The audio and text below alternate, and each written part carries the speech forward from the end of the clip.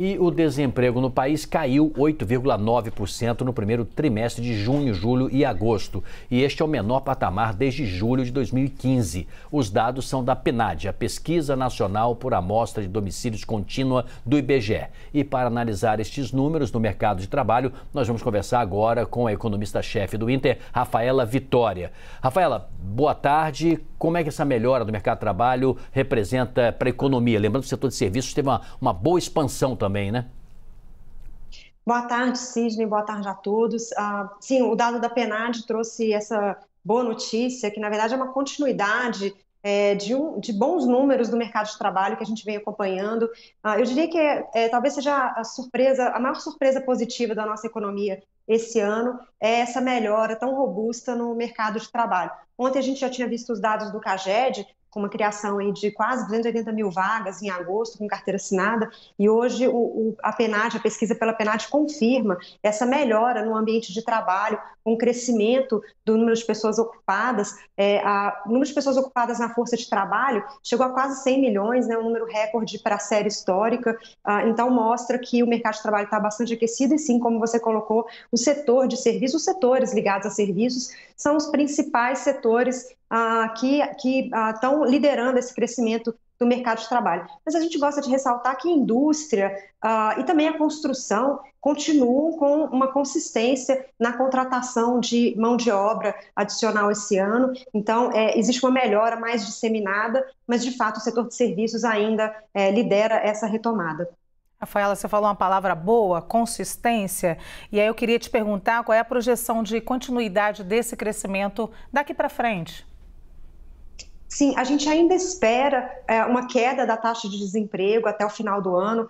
Nossa projeção agora revisada está apontando para algo mais próximo de 8,5% até o final do ano. Então a gente ainda vai ver um crescimento do número de pessoas empregadas, de novas pessoas empregadas no mercado de trabalho de maneira geral até o final do ano. Para 2023, a gente deve ter um crescimento menor da economia, não nesse mesmo ritmo. A gente ainda espera um crescimento positivo para a economia no próximo ano, mas considerando um cenário externo mais desafiador, com uma queda aí de cotação de commodities, as economias internacionais, principalmente os Estados Unidos e a Europa, passam por um importante aperto monetário que deve retrair a demanda, a gente deve ver também um crescimento menor aqui no Brasil. Então, o ritmo de crescimento do mercado de trabalho no próximo ano vai ser um pouco mais lento, mas também positivo. Essa taxa pode chegar mais próximo de 8%, ou talvez até um pouco abaixo em 2023. Mas esse ritmo que a gente viu esse ano, que foi muito robusto, né, o próprio CAGED deve ter mais de 2 milhões, entregar mais de 2 milhões de novas vagas com carteira assinada até o final do ano. Esse ritmo não deve se repetir. Mas, Rafael, é um negócio. De fato, lá fora a economia fica mais instável, a economia americana e os nossos parceiros, compradores e tal, dos nossos produtos. Mas tem dois fatores aí que talvez ajudem a economia brasileira. Primeiro é a passagem dessa fase pandêmica, né, que nós saímos dela, não totalmente, mas saímos, a economia ela começa a andar por si própria, e o mercado interno também. Quer dizer, pode ser que nós tenhamos aí uma boa absorção de mão de obra e mais adiante, sim, talvez meados do ano que vem, se ter aí uma situação para verificar lá fora como é que as coisas estão. Você não acha que pode acontecer isso, ter bons meses para mais adiante em alguns indicadores de emprego? Sim, até porque quando a gente tem esse crescimento tão robusto de número de empregos, como a gente viu esse ano, a gente também está gerando uma massa salarial maior. A própria PNAD aponta um crescimento da massa salarial de mais de 7% aí nos últimos 12 meses. Essa massa salarial vai alimentar o consumo, né? Melhora a perspectiva de consumo, de demanda das famílias, e isso faz com que a economia continue crescendo e também estimule as empresas a novas contratações. Então, a gente está num momento de ciclo econômico positivo e a gente espera que ele continue. Então, a gente vê uma desaceleração na frente, né, por conta do cenário externo, e também a taxa de juros aqui no Brasil é mais restritiva, mas de maneira geral o ambiente de negócios ele vem melhorando. Eu acho que aí vale ressaltar também a reforma trabalhista que flexibilizou as leis de trabalho. Isso também vem permitindo essa contratação maior, né, esse dinamismo maior no número de novas contratações. Os custos caíram, né, os custos trabalhistas caíram, os contratos podem ser mais flexíveis. Então, esse é um ambiente de negócios que é mais propício a novas contratações. Então, sim, a gente ainda vê uma perspectiva nos próximos meses positiva para o mercado de trabalho no Brasil. Ô, Rafaela, que setores ainda têm respiro para contratar mais? Tem setores que estão indo bem, puxaram esse número, tem setores, você já explicou alguns aqui para a gente, que podem melhorar, e tem aqueles que ainda têm ali um respiro grande para melhorar. Quais são eles?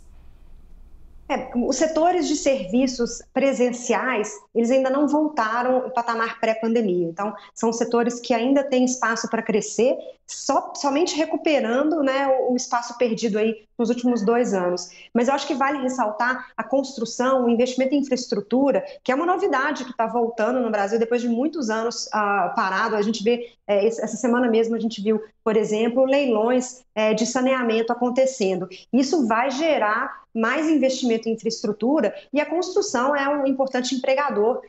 A gente espera também que a construção crescendo, principalmente ligada ao investimento, ela continue contratando. Então a gente pode ir além, né? A gente vem falando muito dessa retomada de patamares pré-pandemia, mas a gente começa a ver um crescimento potencial do PIB, principalmente puxado pelos investimentos, positivo daqui para frente. Então, a perspectiva de crescimento do emprego, ela agora começa a ir além, né, do patamar pré-pandemia, seguindo aí essa tendência melhor para os investimentos privados no Brasil. Eu diria que é talvez a principal novidade que a gente tem no nosso mercado.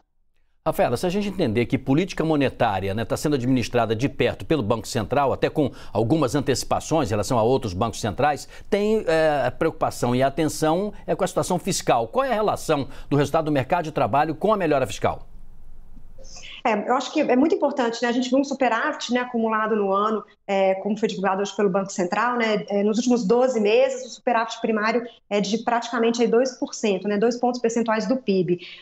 E alguns analistas ainda comentam que esse superávit é simplesmente a inflação, o impacto da inflação na arrecadação. Quando a gente combina esse número, né, da economia, do superávit, com o número do mercado de trabalho, a gente começa a ver que a arrecadação federal, ela também está mais forte porque o ambiente de mercado de trabalho é mais positivo, né? Na medida que você tem novas contratações, isso também gera mais receita, né? Lembrando que tem uma parte da arrecadação da Receita Federal que é a receita previdenciária. Então, essa melhora no mercado de trabalho, ela corrobora com um número mais forte de arrecadação fiscal, que é sinônimo, né, que é reflexo de uma economia que está crescendo e não só um efeito pontual de inflação.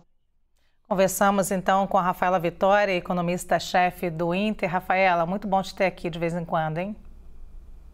Obrigada, uma boa tarde. Boa tarde.